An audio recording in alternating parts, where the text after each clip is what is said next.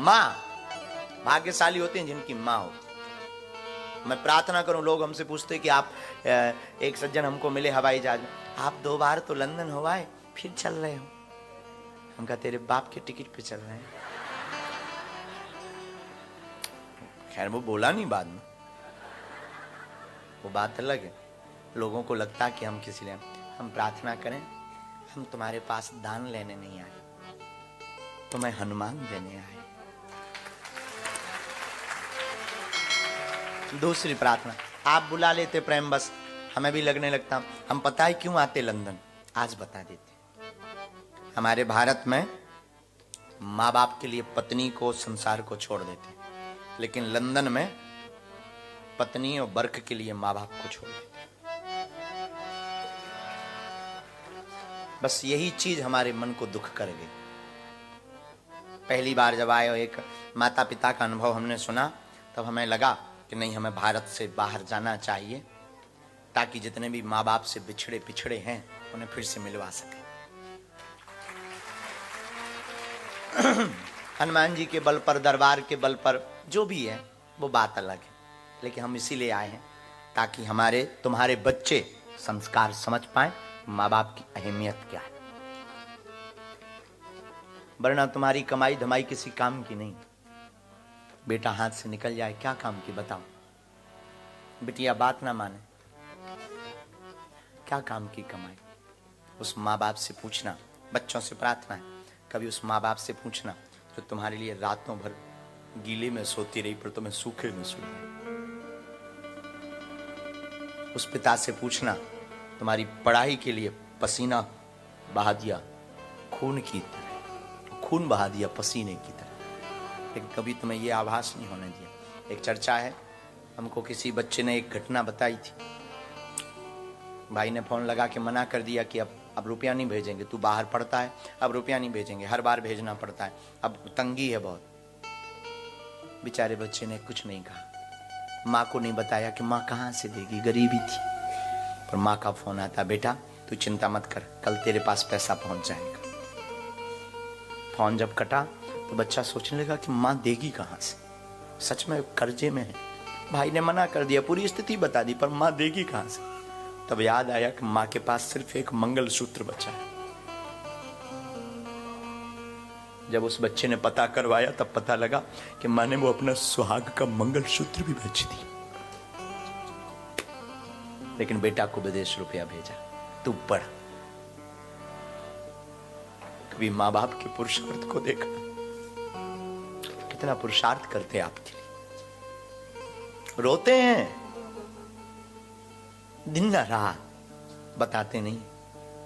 पड़ोसी से उधार मांगते। तो जितने यहां पढ़ने वाले बच्चे हैं, बेटा बेटियां, हमारी प्रार्थना है तुम सबको त्याग देना, पर 4 दिन की संगत में अपने माँ बाप को मत त्यागना।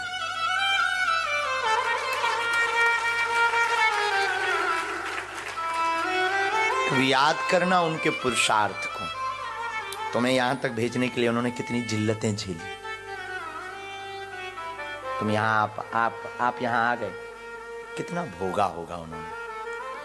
प्रार्थना, लोग हमसे पूछते कि आप विदेश क्यों आते, हम इसीलिए आते,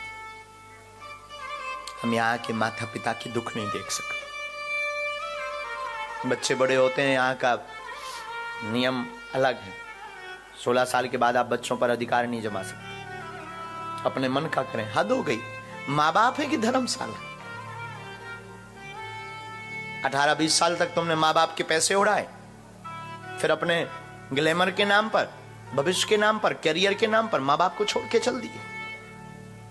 ये हमारी लाइफ है, हम जिएंगे, हमारा निर्णय है। अरे भाई तुम्हारा निर्णय है तो माँ बाप क्यों है? क्या माँ बाप धर्मशाला है कि तुम बस पैसे उड़ाओ, बड़े हो, थोड़ा समझदार हो, और 4 दिन की तुम्हें संगत क्या मिली, 4 दिन का तुम्हें प्रेम क्या मिला, तुम माँ बाप को भूल गए।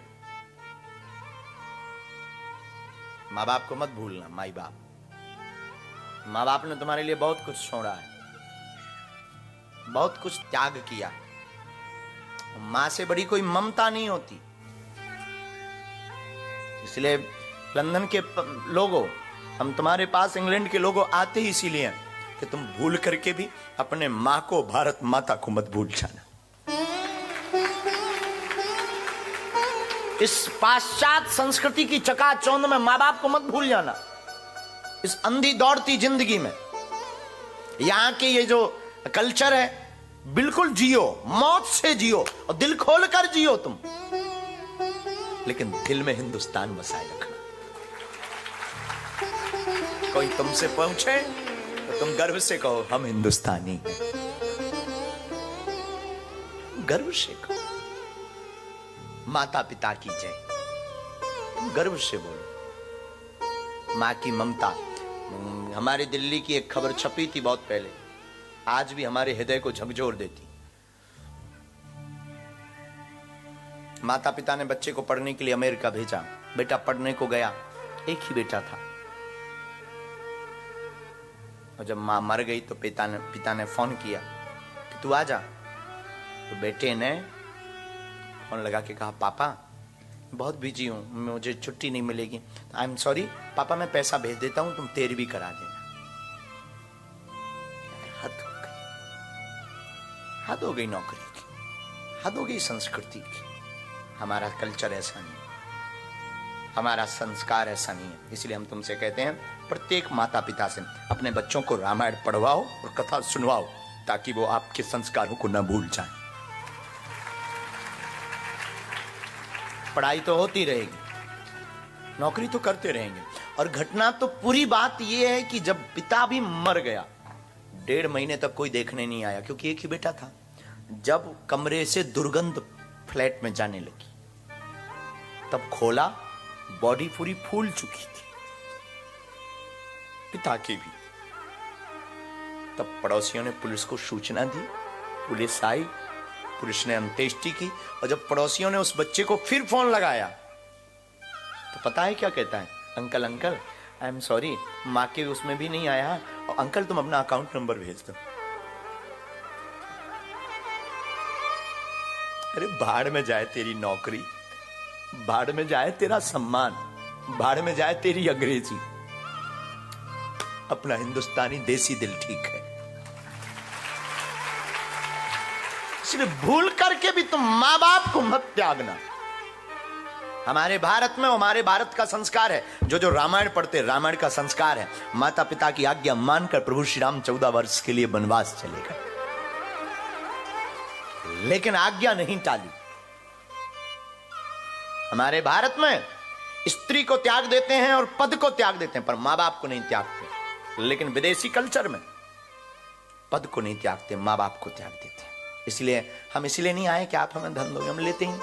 और आप प्रायः जो भी मिल जाता है तो कन्या विवाह के लिए लग जाता है, और हमें भी वैसे भी शौक नहीं घूमने का। हम बस आप लोगों को अपना मान कराते हैं कि तुम्हारे हृदय में 2 मिनट ही सही अगर ये भाव जग जाए तो हमारा सनातन बच जाए, हमारी संस्कृति बचे। हम अपनी संस्कृति, ये साधु महात्मा भारत से चले आ रहे हैं, इन पे समय नहीं, वहां भी लोग लाखों पीछे पड़े। ये महात्मा भारत से लंदन इसलिए नहीं पड़े कि तुम्हारे पाउंड के पीछे पड़े। माफ करना, महात्मा धन के पीछे नहीं होता, महात्मा तो परम धन परमात्मा के पीछे होता। और दूसरी बात मैं प्रार्थना करूं, बागेश्वर धाम की पीठ के तो इससे जोड़ने का भी कोशिश मत करना। इसलिए मैं निवेदन करूं, मर जाना, अपने संस्कारों को मत छोड़ना, अपने भारत की सभ्यता और रामचरितमानस को मत छोड़ना। मां महात्मा और परमात्मा। मां जन्म देती है, गुरु यानी महात्मा, महात्मा भक्ति का जन्म देता है, और गुरु कौन है? जो तुम्हारे अज्ञान को हटा करके ज्ञान का पुंज प्रकाश जला दे, उसी का नाम तो गुरु है। और गुरु बिन होए ना ज्ञान, गुरु के बिना ज्ञान का, मां के बिना संसार का ज्ञान। हम बहुत बार एक बात बताते हैं, हम बार बार कभी टावल हाथ में आती है तो वो बात याद आ जाती। किसी बहुत अमीर घराने में हम कथा करने को गए, भगवान की कृपा से गए तो गए। अमीरों के पास जाने का हमें कोई शौक नहीं है, पर अमीरों के पास एक फायदा हो जाता है, गरीबों को मिलने का मौका मिल जाता है।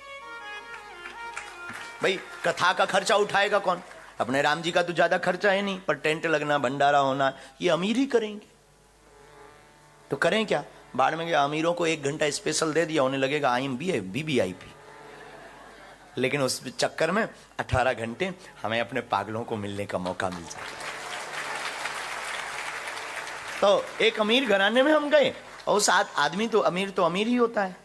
उसने एक टॉवल हमको दी, गुरुजी 2000 रुपए की टॉवल, वो भी हैंड टॉवल, छोटी सी, ये तो बहुत बड़ी है भगवान की कृपा से, छोटी सी 2000 रुपए। हमने कहा बहुत अच्छी, उसको हमने लिया, एक बार मुंह में लगाया, हमने कहा बहुत अच्छी, सॉफ्ट है, लेकिन एक बात बोलूं? बोले बोलो। उनका बेटा, जो माँ के पल्लू का सुख है ना, आज तक नहीं मिला। करोड़ों की कीमत की रूमाल में बेकार। अब आप लोग ने ऐसा किया हो खबर नहीं, हम तो गांव के लोग हैं, हम तो आज भी सुबह सुबह जब मुंह धोते हैं, कभी कभी घर रुकते हैं, कभी कभी तो रुकते हैं, वरना सनातन के काम में दिन न रात बाहर, तो कभी कभी घर रुकते हैं। आज भी हम अपनी माँ के साड़ी का पल्लू पकड़ के मुंह पहुंचते हैं। उसका जो सुख है, उसकी जो खुशबू है, इसलिए मेरे माई बाप, जागो, अपने बच्चों को जगाओ, रामायण पढ़वाओ। काम तो जिंदगी भर लगा रहेगा,